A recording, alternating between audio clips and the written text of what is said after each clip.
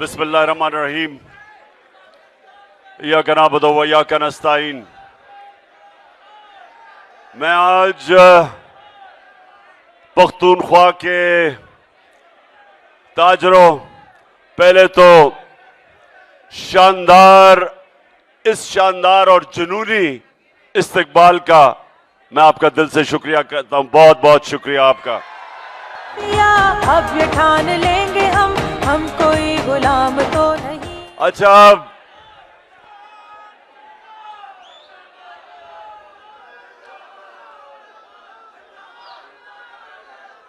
मैंने सबसे पहले तो तैमूर झगड़ा को पूरी हदायत कर दी है कि आपके एक मिनट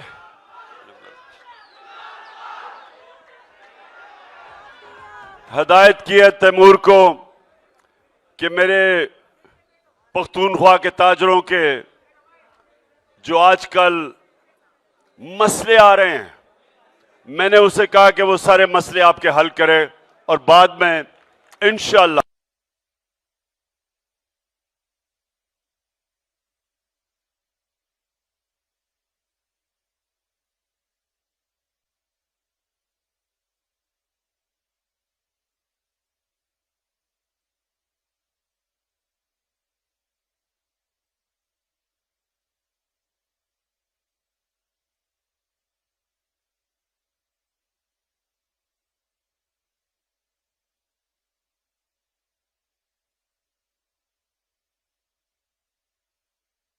के तहत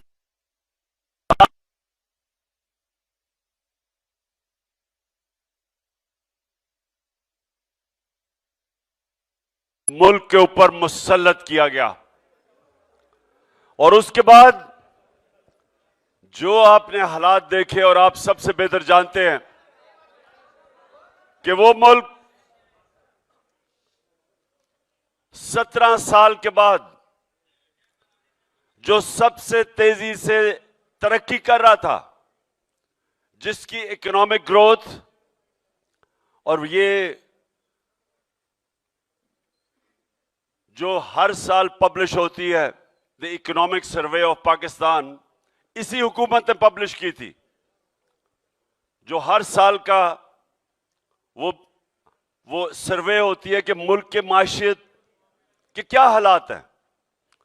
तो उसके मुताबिक मैं आप सबको फख्र से बताता हूं कि 17 साल के बाद सबसे तेजी से पाकिस्तान की इकोनॉमिक ग्रोथ बढ़ रही थी, दौलत में इजाफा हो रहा था, जीडीपी बढ़ रहा था 5.6% तीसरे साल और चौथे साल 6%। ये 17 साल के बाद पाकिस्तान की माइशत ऊपर जा रही थी।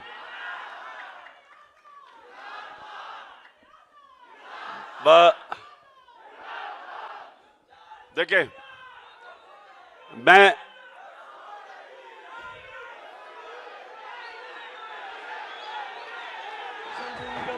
इमरान खान दे नवे ژوندون غواړو امن سکون غواړو د بغاوت بنما।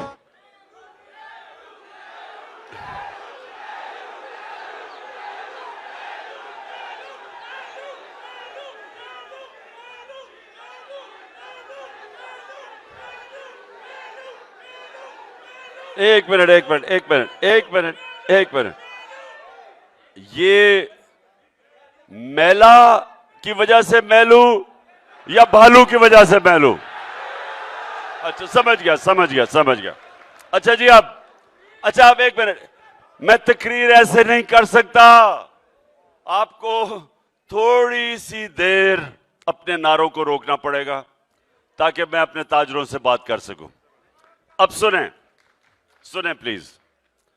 देखें, ये जो मुल्क से हुआ है, कोई दुश्मन नहीं कर सकता था जो पाकिस्तान से हुआ है।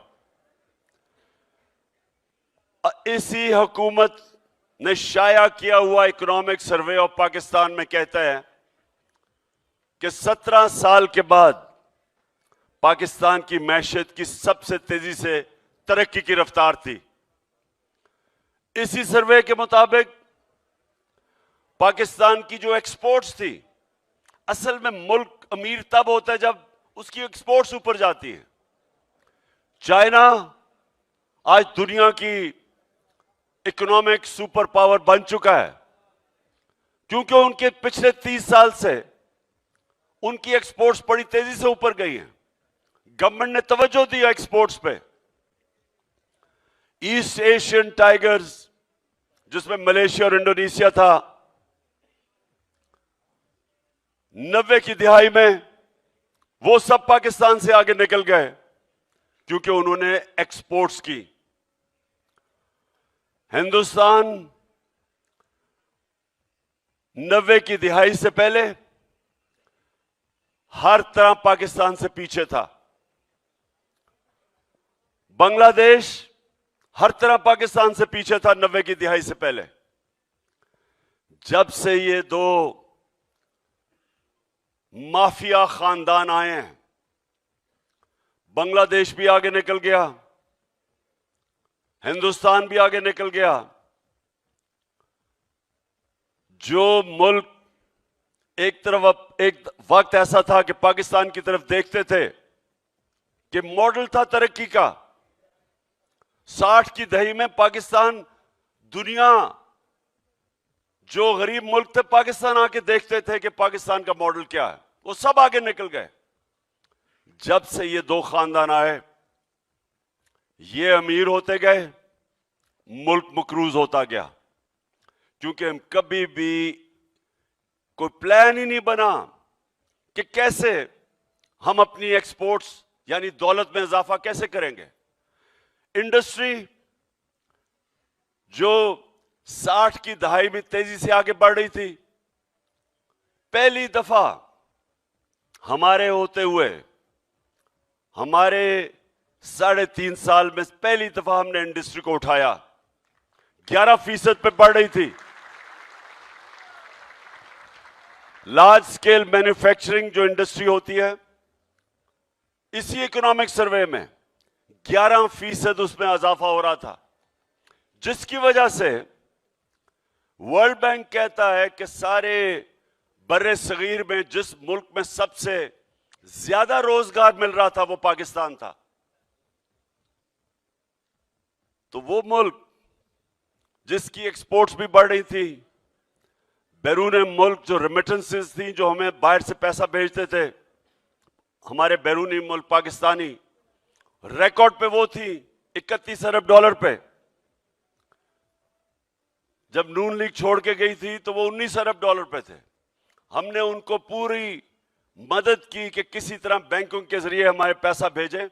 31 अरब डॉलर पे चला गया। एक्सपोर्ट्स 32 अरब डॉलर पे, रिकॉर्ड। सबसे बड़ी बात कि हमने इस्लाहत की एफबीआर के अंदर और करते जा रहे थे। 6,100 अरब पे हमारी टैक्स कलेक्शन हुई, जो पाकिस्तान की तारीख में रिकॉर्ड थी। और हमने अपनी किसानों की मदद की। 4 जो बड़ी बड़ी फसलें थी, पिछले 2 साल रिकॉर्ड पैदावार हुई फसलों में। तो वो मुल्क जो आगे बढ़ रहा था, उधर एक बैरूनी साजिश के तहत इन चोरों को हमारे ऊपर मुसल्लत किया गया।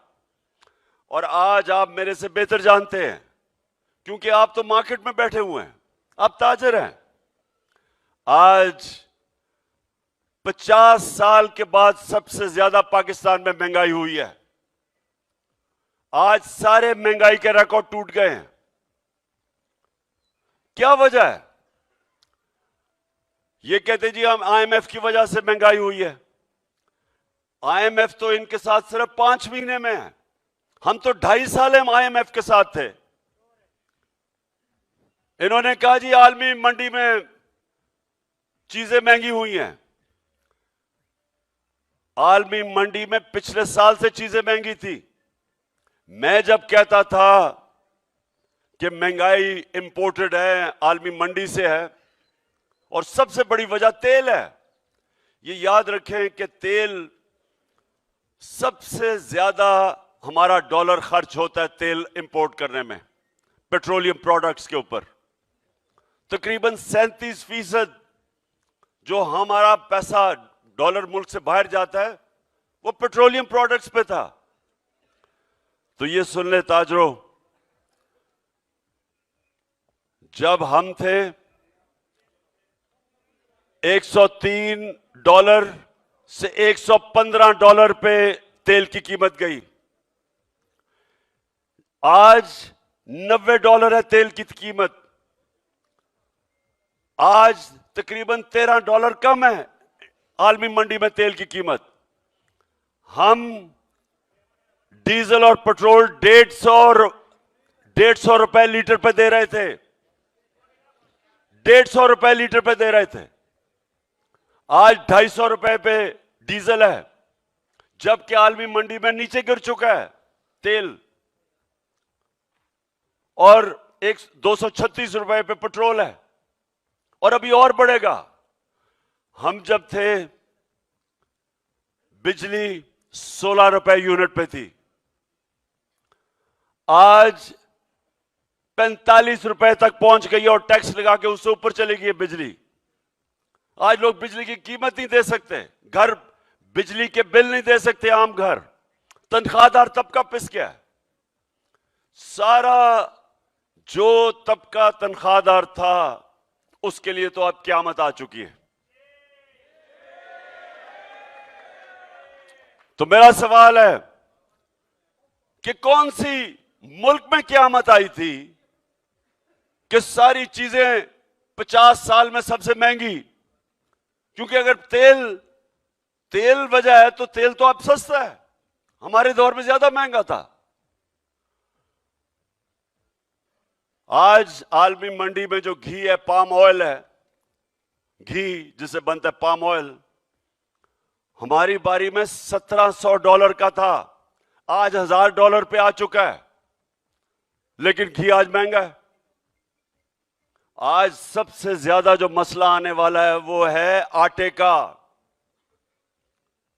55 रुपए किलो आटा हमारे दौर पे था, आज 100 रुपए से कहीं ऊपर चला गया। कराची में 120 पे चला गया।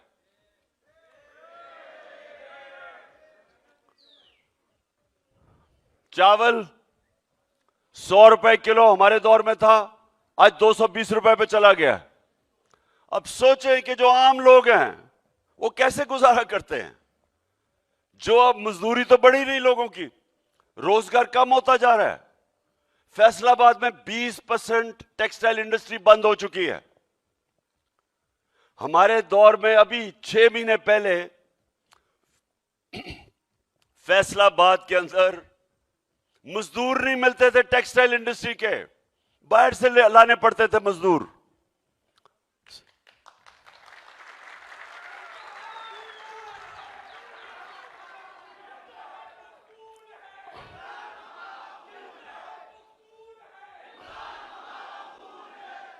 जी एक मिनट, बस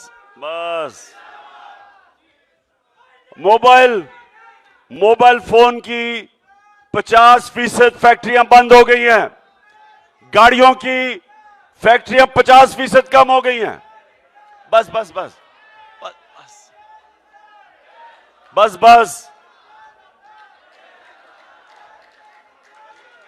बस मेलू बस।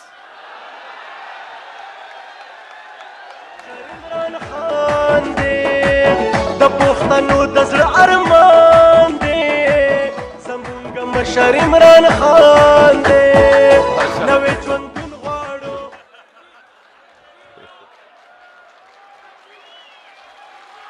नहीं, मुझे माजरत करनी पड़ेगी क्योंकि वो मेरा नौजवान मेलू से बहुत ज्यादा खूबसूरत है। अच्छा, मैं साहब पख्तूनख्वा के ताजरों, आज आपके पास इसलिए आया हूं, आप सबको अपनी हकीकी आजादी की तहरीक में शामिल करने आया हूं। ये आप अपने और अपने बच्चों के मुस्तकबिल के लिए आपने मेरी कॉल की इंतजार करनी है। हम कभी भी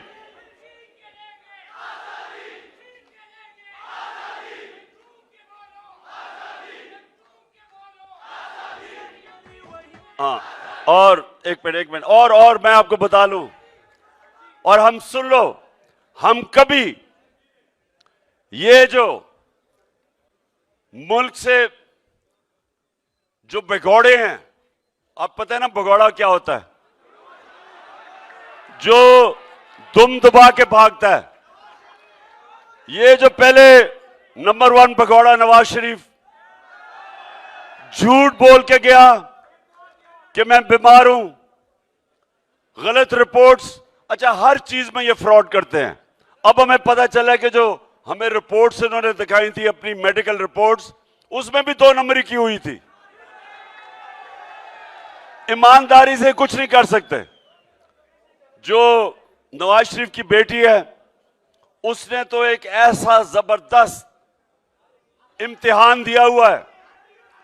उसने जो झूठ बोलने की पीएचडी की हुई है, इतने सीधे मुंह से झूठ बोलती है।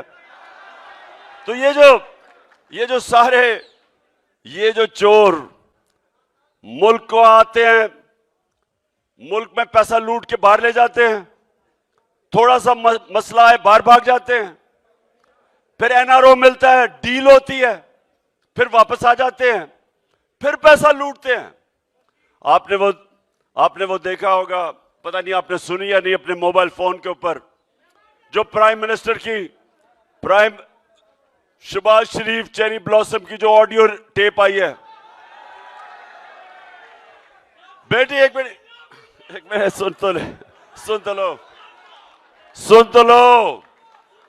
अभी ऑडियो टेप निकली है, उसमें मरियम कह रही है कि वो शहबाज शरीफ कह रहा है कि मरियम का जो दामाद है वो तो सिर्फ कोई खरबोपति है, लेकिन अभी भी गरीब है, तो वो हिंदुस्तान से मशीन मंगवा रहा है।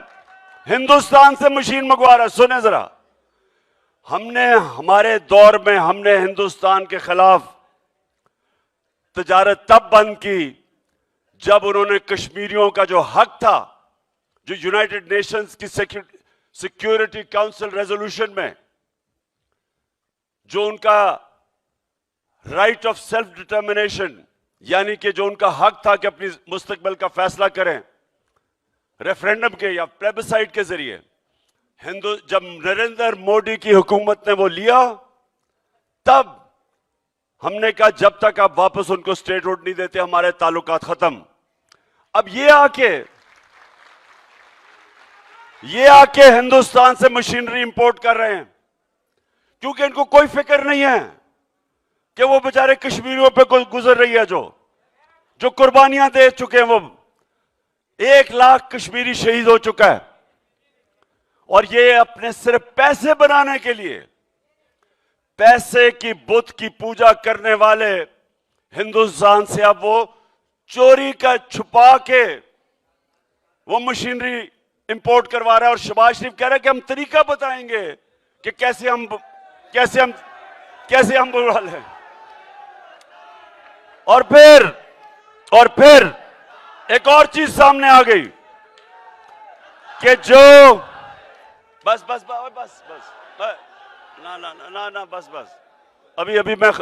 अभी मैं नारे मंगवाऊं, आप सबसे मरवाऊंगा, अभी नहीं। अब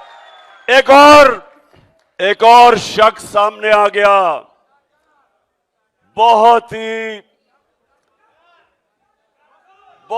बदनीयत, डिसऑनेस्ट, बदनीयत, इनके शरीफ खानदान के घर का नौकर चीफ इलेक्शन कमीशन सामने आ गया है। वो इससे नवाज शरीफ से हुक्म लेता है कि जनाब कितने तहरीक इंसाफ के लोगों को डिस्क्वालीफाई कर रहे हैं, और अभी एक और चीज आने वाली है। बेटी बाप को बता रही है नवाज शरीफ को कि जनाब वो चीफ इलेक्शन कमीशन ने कहा मैंने तो इमरान खान को डिस्क्वालीफाई करने का फैसला कर दिया तोशाखाना केस पे। कहता लेकिन अभी ग्रीन सिग्नल नहीं आ रहा। ये चीजें निकली हैं। अल्लाह अल हक का सबसे बड़ा उसका वादा है कि सच सामने आएगा। तो वो अभी ऑडियो लीक्स भी और चीजें सामने आएंगी और सारी कौम के सामने ये वो लोग बेनकाब होंगे कि ये मुल्क में अवाम की खिदमत करने नहीं आए, ये अपनी चोरी अपनी करप्शन खत्म करवाने आए हैं और पैसा बनाने आए हैं। और इनके रास्ते में इंशाअल्लाह ताजरो आपने मेरे साथ होना है, पाकिस्तानी कौम ने मेरे साथ होना है। और मैंने ये फैसला किया हुआ है कि इस मुल्क की हकीकी आजादी की जहाद मैं लड़ूंगा। जब तक मैं जिंदा हूं मैं इनका मुकाबला करूंगा इंशाअल्लाह।